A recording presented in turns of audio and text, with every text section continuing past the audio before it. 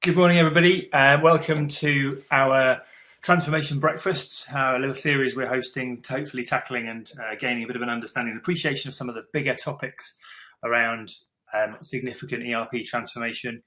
This morning, we're going to be talking about all things speed of delivery and, importantly, how to maintain control at pace.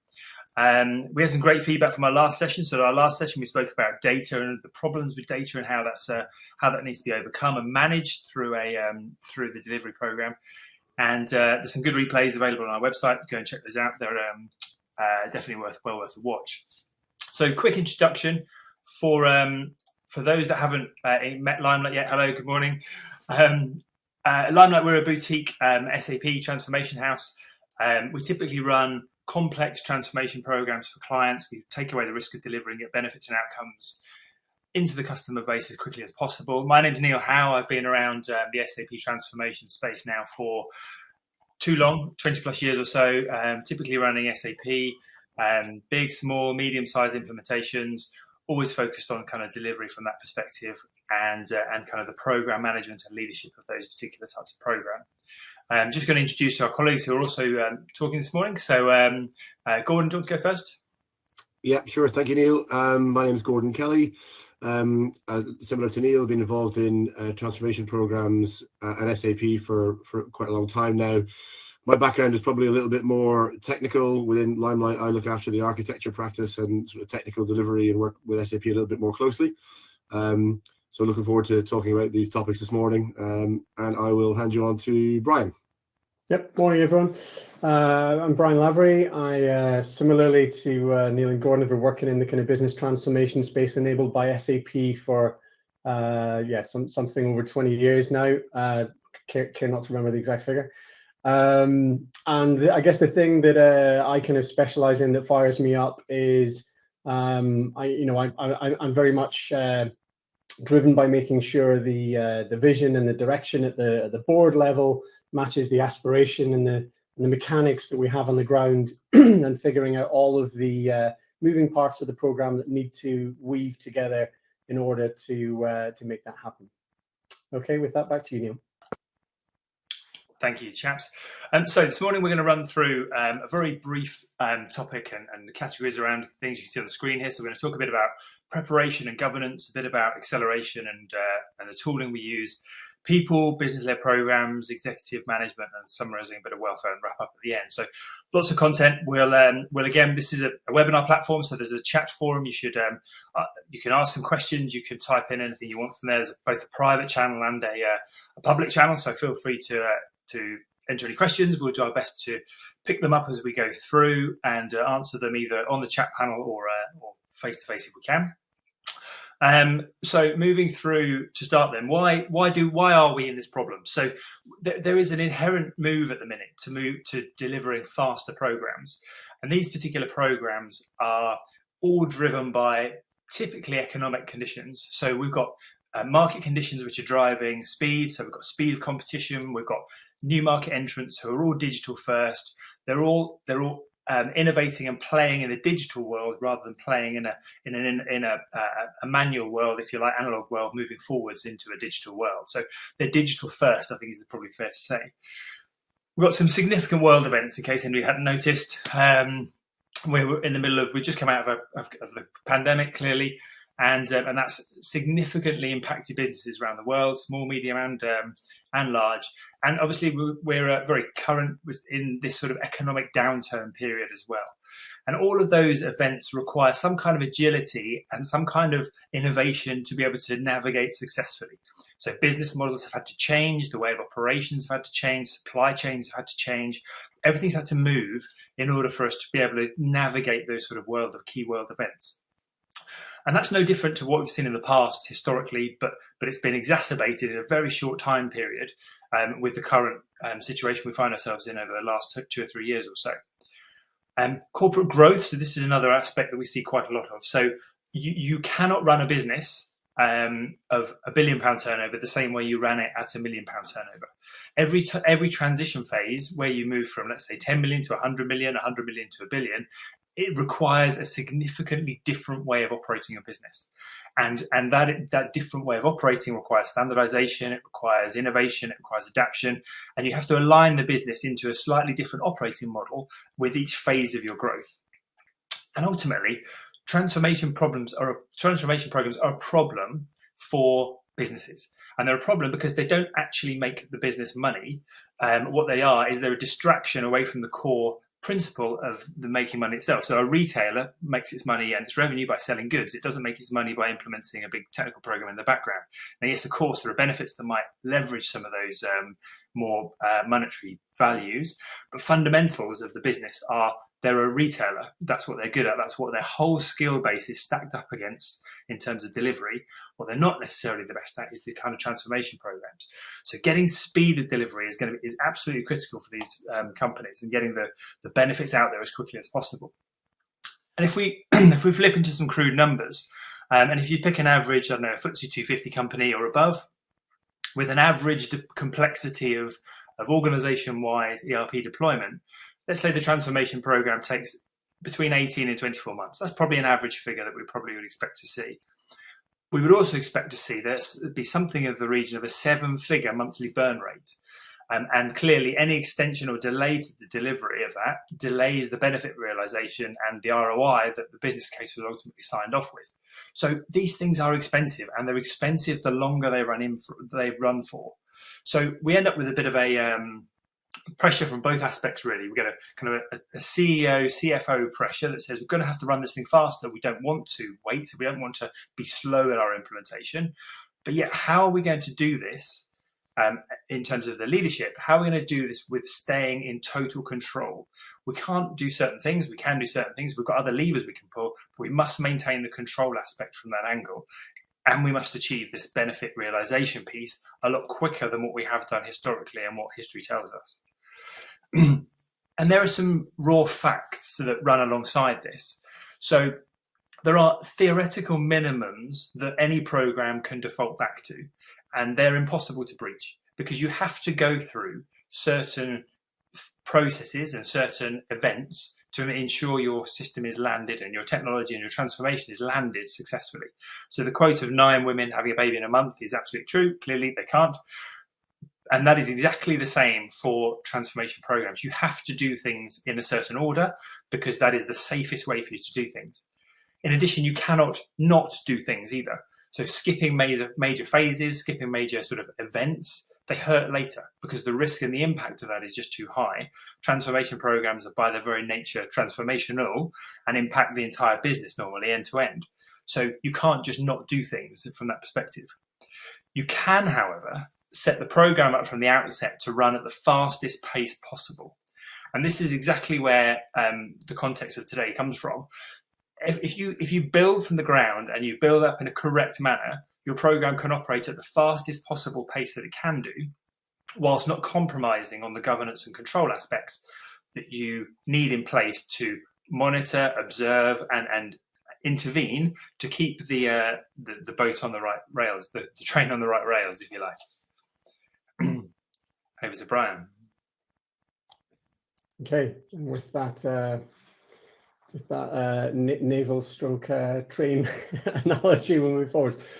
Okay, so as to Neil's point, really, you need to set the program up for pace from the outset. And to do that, really, we need to have a look at that preparation phase and the things that you do very early on, which sets you up for success.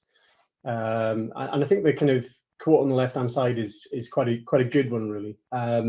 Lots of programs get moving. Certainly, we Limelight specialize in the SAP side of business transformations, and in that world, pace would appear to be something that is delivered out of the box with the new suite of SAP applications, their methodologies for implementation, and so on.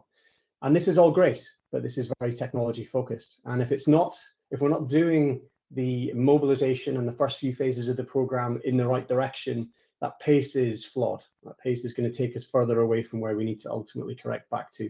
So we need to make sure that we have a vision from the outset. We've defined what we mean by success for this program.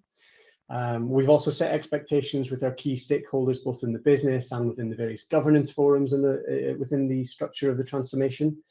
And plans are in place from the outset. Again, we'll get down to this in a little bit more detail. In terms of what we mean by some of these things, I mentioned having a vision from the outset. So vision statements are key. You often find programs will have a document such as a program initiation, a document PID, where they define what are the key objectives for the program and how it's going to be laid out, what the plans are, and so on. And that's good. But I think underneath a grand aspiration of a program, which for argument's sake, if we just made an example of having a standardized way of working, a single set of numbers, one source of the truth ultimately, and perhaps a lower running OPEX for certain business functions, certain centralized business functions. If that was, and that's quite a common objective these days for many businesses, underneath the various different end-to-end processes that you might enable and implement to do that, you need to have vision statements. On the right-hand side, although it's too small to read, it's the kind of collateral that you have there for end-to-end processes such as quote to cash, source to pay, record to report, those end-to-end processes defining what does the board want to see, and then underneath that, as we decompose those end-to-end processes down to their component parts, what do we need to see in terms of actual business outcomes, and how would we measure it? How would we have a maturity model that says, you think you're currently here, you are aspiring to get there, and how would we measure that difference if we are successful? So defining that vision and defining success is fundamental, and you can plug that then into the business case. So you need to make sure in this preparation phase your business case is in there, it's defined, it includes any savings, growth aspirations, and metrics where possible at that stage to define. The next point around clarity on minimum viable product or MVP is quite an interesting one. Some programs have a mode of delivery which says, actually for the first go live, we're going to keep it safe, we're going to keep it as small as possible, we're going to deliver the minimum viable product for this footprint of processes and technology we want to see in place. And for others, it's more ambitious. But I think as a management team, having clarity of mind that if you hit headwinds, if you hit challenges, what is your fallback position? What is your MVP for that first core go live, should we say, for the transformation, is really, really very, very useful, because it allows you to navigate challenges as they come up and make sure that you never give ground on things which actually should fall within your minimum viable product. Plans from the outset I mentioned, fundamental, and strategies in place to execute the program. Things that we mean there could be high level, and one of the really big ones you have in the preparation phase is the deployment strategy, which basically defines what factors you've taken into consideration in terms of the priorities of the organization, what are the relative sequences that people would like to see things done in, what's the scope. And that ultimately gives you not just the scope of what you're going to implement, it gives you the sequencing, the timing, and the interplay between those different things. And ultimately, that's what you can plan, estimate, resource, and cost against. So, big strategies like that are fundamental at that preparation phase. And then last but not least, having the hearts and minds often running at the outset is really, really important. So that communication, making sure that you are engaging not just internally, but out to the business too, and to the stakeholders, both formal and informal, to make sure people understand why we're doing this, what it's going to entail, what it means for them, and what we might need from them. If we then think about moving into setting up the program and the governance around that, I think a firm hand in the tiller, as it says there, navigates through the rough storm. That almost suggests that every program is a rough storm. But I think within any given program there will be stormy periods, right? That's what we mean. And your ability to navigate those difficulties is really, really key to being able to keep moving as you hit problems as you go. Because frankly, if these programs were straightforward, we wouldn't be talking to you about these things this morning. So control enables speed, and that ability to give scrutiny gives confidence at pace. So if you are trying to line up your your board level to say, actually guys, this is what we want to do, we want to move this particular release or wave or group of businesses faster, we want to do this one slightly slower to give us contingency here. You have to give some confidence that you can see what's happening underneath the bonnet. So that management ability to give you scrutiny gives that confidence to say, okay to the pace. You need to make sure you've got alignment between the various different teams, both internal to the program and within the business. And you need to make sure that your team can adapt at speed. So things will happen that will be unforeseen, and it's important your team can adapt and move at speed. So you need those control mechanisms such as change controls and so on that allow you to do that. So underneath that, a few key things that are really, really important to get set up. Again, very early in the program, this governance stuff is something you put in place. You need to define the stages, the scopes, and the release plan from the outset. Again, too small to release, but the kind of thing you want to define very early on is, what are the different stages of the program? What are they called? What are the documents, deliverables, and activities that sit underneath each one? Are they mandatory? Are they advisory? And how will you control moving from one stage to another? So these kind of things are really important to give not just control, but also confidence that you have control too. Then important to make sure you have the right governance forums, the structure, an operating model for the program that defines how you will control status, control progress, escalate visibility of risks and issues, but also make decisions in a controlled manner at the right level too that are expedient.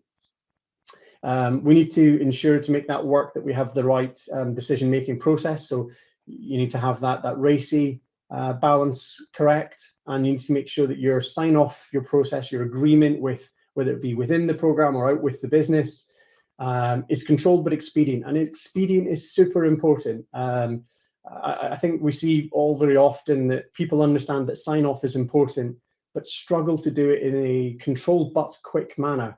And speed, as Neil said from the outset, is really, really important. These programs are super expensive usually, and it's important to do it in a good way that has control but is quick. And then the last point really there is you need to control the impact of failure. Things will happen, overrunning of phases, unforeseen volumes of issues, defects, errors, whatever they may be, will happen. It's important the program has processes to digest, analyze where the root cause was, put mitigations in place, and move forward again at place, and always make sure you have contingency planning also happening in the background with your PMO too. So those are some of the governance processes you then put in place very early on. If we think about what kind of things also help us start to put pace into the program, some of the tooling and the strategies we have allow us to move faster than if we didn't leverage these things. So we need to make sure these strategies and the tools that we use are kind of well orchestrated and defined. They're plugged into our plans where necessary. We understand the processes around them, and we're leveraging automation where we possibly can. But I think underneath that, the devil's in the detail, right? So the strategies and the processes, before you start spending money getting into design phases, build phases, test phases, these things I think most of us know need to be in place. The strategies is how we're going to do this. The tooling needs to be defined, taught, and enforced. And actually, I'll probably jump down to one of the bullet points a little bit lower down, which says leverage experience to ensure best practice in automation. That is key, right? Because you can automate a bad process very easily. And I think if you are putting in place some of the things that give you expediency in execution, such as test automation, such as having collaboration software. Office 365 is a good example. Most programs often use to drive collaboration between their teams. You can put these things in place, but if they're configured, set up, and used inefficiently, it will not give you the benefit that it should. So the key thing there is use the experience of people that have done this many, many times before. Make sure you've got all the tricks of the trade, you've got all those shortcuts and benefits that you can have from using these technologies, so that you can genuinely get the speed that you want to from them, and it speeds the program up in the way that you need. And these things really underpin lots of the day-to-day, week-to-week running in the program, such as reporting and management cycles and so on. So it gives you not real time, but it gives you near time visibility of many of these high volume, high risk phases within the program. So if we then move on to think about the people, we've talked about the governance and we've talked about the automation there and the preparation. If we move on to the people, Gordon, maybe if I hand over to you for this. Yeah, sure. Thanks, Brian. So I think when it comes to programs of change, although we talk about a lot of technology that's happening typically on SAP transformation programs, huge amount of technology at play, but really in the end, a program is made by its people. The best people, as the slide says, make the best outcomes. So when it comes to people and trying to make sure we're running at pace and in control, I think staying lean, ensuring that teams are the right sort of size for what they need to do, and not just for what they need to do, but to work together effectively as a team is very important. We've got the old, or well, it's not that old, but the kind of adage around a team size. Being if the team can't share a large pizza together, it's too large, right? So not that that's the absolute rule, but I think getting a team to be the right size for what it needs to do and being able to work efficiently with each other to get the best out of each other is very important. Decision making at the heart of that. So ensuring that people on a team feel empowered, appropriately empowered to make decisions and not have to go, through various barriers and hurdles where that's not necessary to make decisions is again going to help people to make progress at pace. Putting the egos at the door. So I think we will all be experienced with working with various different people and personalities. It's very important that people have the ability to play to their strengths, but there is a kind of a fine line where sometimes a big personality or can impact a team adversely, and it's important to try and foster that spirit of working as a team and ensuring that everyone is bringing their expertise and their skill sets to the fore, and trying to keep egos in check as best as possible. The last bullet point really I think is extremely obvious, but also not always the easiest to put in place. We really want to pick the best teams possible for the work that we do. And that can be constrained a little bit, sometimes internally within a business, because we're asking people to be released from important roles in their day job. And yet we're also often defining the future of the organization. And so having the right people make the right decisions because they're the best folks to do it ultimately is going to save you time and allow you to move quicker. And it's the same for any external teams that you've got, making sure that that's the right group with the right skill set is very important to make the progress that we need to make. Just a little bit more on that then, I think again it'll be obvious but not always done that roles and responsibilities are clear and clearly documented, whether that's appropriate RACIs, deliverables lists, providing that clarity of who's doing what. We mentioned the optimal size of the team based on the work that we need to do and being able to review that over time, and uncomplicated reporting lines, right? So it needs to be clear, how does a team plug into everything else? Okay, and how, if people have something that they're meant to be delivering, who's keeping an eye on that and trying to make sure that that's not bloated in any way. It's very simple and straightforward. The program's not operating in a vacuum, so the ability to report back into business units, to make contact with the right people within the business at a senior level, so senior stakeholder management is obviously very important, because on a program we do typically empower the program to be making decisions for the future. We can't have all the knowledge of the business on the program at once, and therefore that ability to go out to business units and make decisions and so on is very important. And this model, this idea that the servant leadership model of we need to serve the needs of the program. We're there to deliver as a joint group the outcome of the program. And I think that's the kind of the context. I think people are well placed to deliver. And empathy and support is fundamental. A program could be a complicated set of activities. It can, Brian mentioned, being ready for things that don't go right, and that can be, straightforward technical things, but also for people, right? Being empathetic to how people are getting on and being able to support them in what they do on a daily basis is very important. Without doing that, what you find is that people maybe hold back a little bit in terms of how they're feeling. And progress can be hampered by that, and of course it's not good for the people themselves, so it's really important to try and be keeping an eye out for that kind of thing. If we move on a little bit, one of the other things that we sort of probably want to talk about is the balance between how business-led a transformation should be, and typically we find that a business transformation when it's led by business goals and objectives really delivers better. And technically led projects, if it's a technical activity, if it's a technical upgrade or a data center move, something like that, okay, that's one thing. But for ERP transformation, for SAP delivery, type projects, programs that come at it from a technical angle can struggle to get the momentum that they want, and then ultimately buying in the hearts and minds of people is harder, because it looks like and it feels like a set of IT people talking about technical things. So being change focused and business led from the beginning is very effective. It allows us to really help people understand what we're trying to do and why we're trying to do it, which tends to foster a good reaction. Collaboration and involvement from the beginning. So that's not just within the program, but I mentioned with other stakeholders in the business, and often we're going to engage those people at a certain point in the program. For those of you very familiar with program delivery, later in the program, things like acceptance testing, readiness for go live. If people have had involvement and collaboration earlier in the phases, they know what's coming and they've seen it from you and they know what to expect. So that last bullet point as well, communicating change early, I think is very important. So how do we do that? Well, I think considering change from the outset, Brian mentioned that one of the preparation activities for a program should really be about trying to set down the vision. So where are we going? What's our destination in clear business language? And if we've done that, we know from the very start of a program what we're trying to do in business terms. And so we start to see what those changes are likely to be. And so there's no reason for us not to consider that type of information about our change from the very beginning.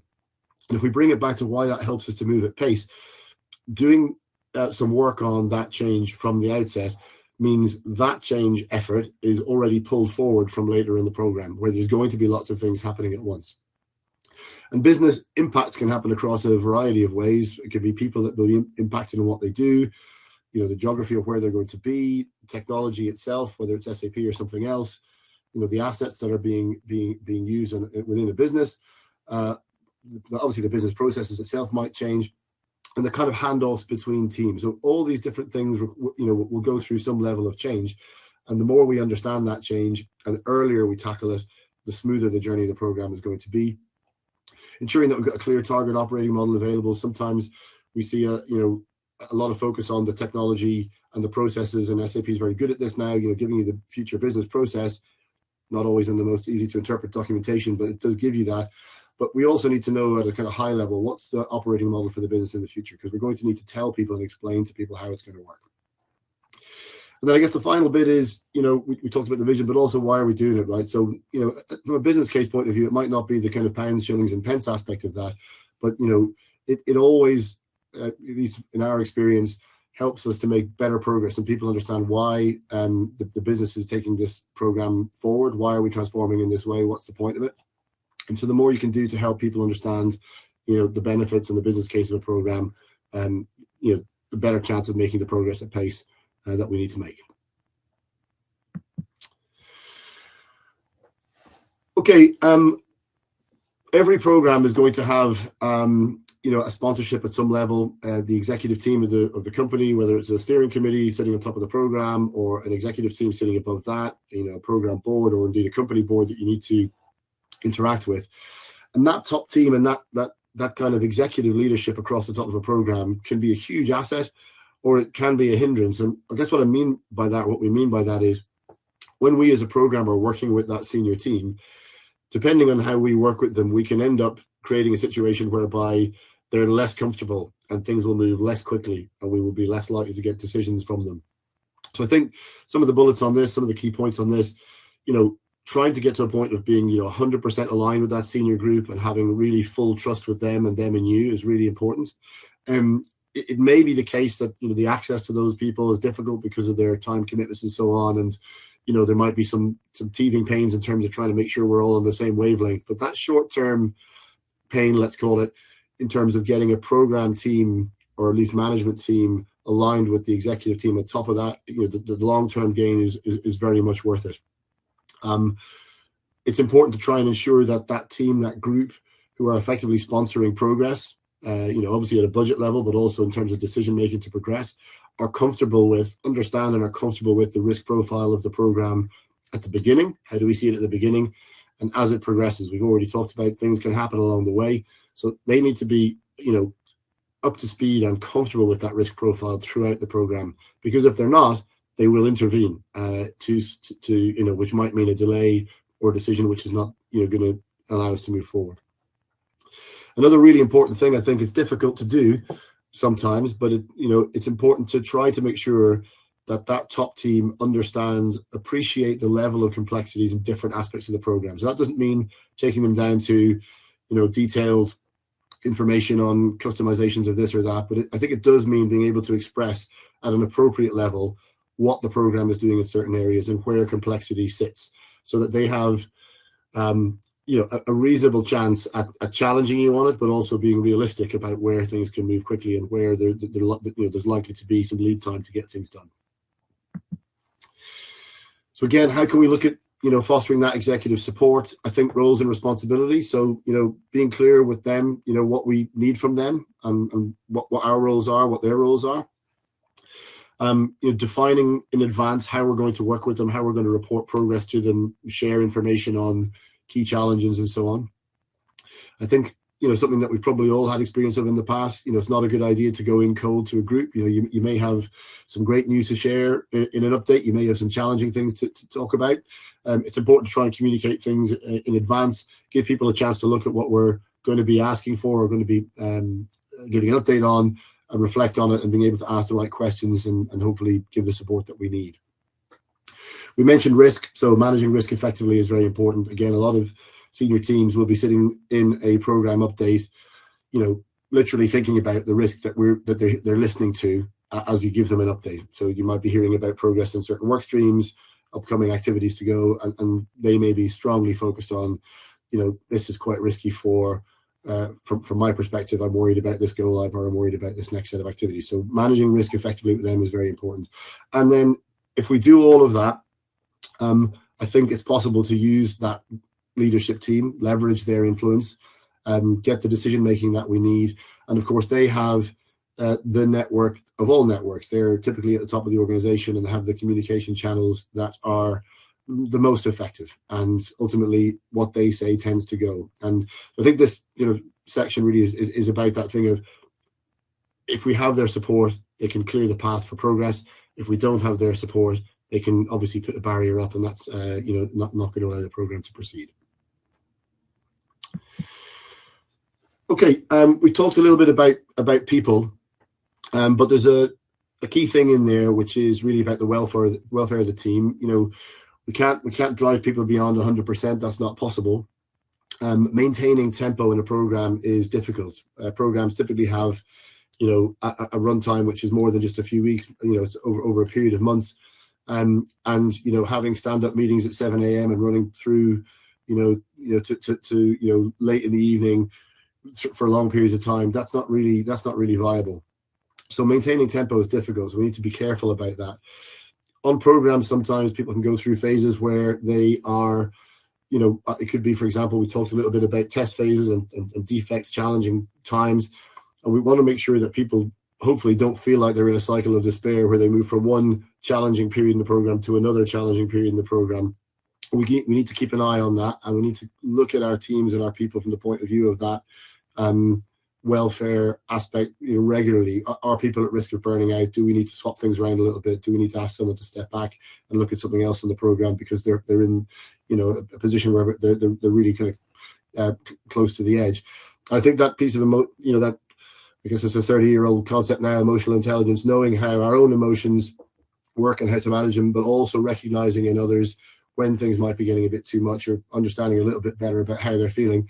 It's touchy-feely stuff, but it's really important because, again, people make the program and people make the progress. And if those people are not in the right headspace, then we will be running into barriers on that as well. So just in terms of that, it's obvious stuff really, but regular check-in with the teams, dealing with issues head on. So, there's not really a great benefit if you think there's a challenge there. Let's wait and see. I think it's better to usually try and understand something up front. Listen to people carefully when they seem to be in that position, and use your instinct. If you've got an instinct that something is giving a particular team or person a challenge, you're probably right, and you're often better to check it anyway. The other thing is, don't hesitate to ask for specialist help here. So this could be internally within your organization with HR teams and so on, or it could be third parties and what they might be able to offer you. I think that's it for that slide. So maybe if I hand over to Neil, I think you want to perhaps think about wrapping up. Yeah, thank you very much, Gordon. Thanks, Brian. Some great points. made there. So just to summarise those really, so 7 or so points that we sort of touched on briefly. So prepare well, I think, is one of the key things that we advocate from that perspective. We have certainly seen more success in programs that are the better prepared than ones that start and then race to try and catch up. And if you can set your program up for a fast deployment from the outset, and that means plan it carefully and think about how you're going to roll it out and how you're going to build it, etc. And then ensure the organization is glued to that strategy as well, then typically those programs need to be a lot more fast and a lot more pacey, and indeed a lot more adaptable as well in the face of any kind of adversity or risk that the program might need to dodge around from that perspective.